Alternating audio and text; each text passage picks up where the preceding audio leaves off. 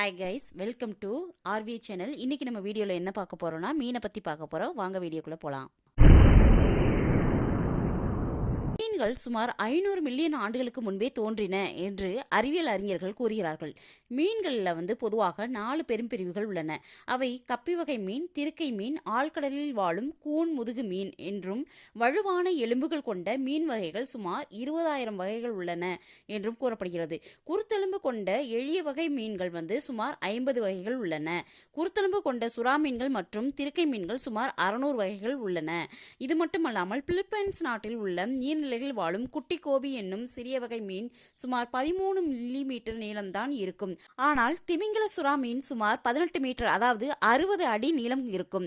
திமிங்கல சுறா மீன் சுமார் 14 matric ton எடை கொண்டிருப்பதாக உள்ளது. அதாவது 2 யானைகளுடைய எடையை பொறுத்ததாக உள்ளது. இந்த வீடியோ உங்களுக்கு பிடிச்சிருந்துச்சுன்னா லைக் பண்ணுங்க, ஷேர் பண்ணுங்க, சப்ஸ்கிரைப் பண்ணுங்க. தேங்க்யூ.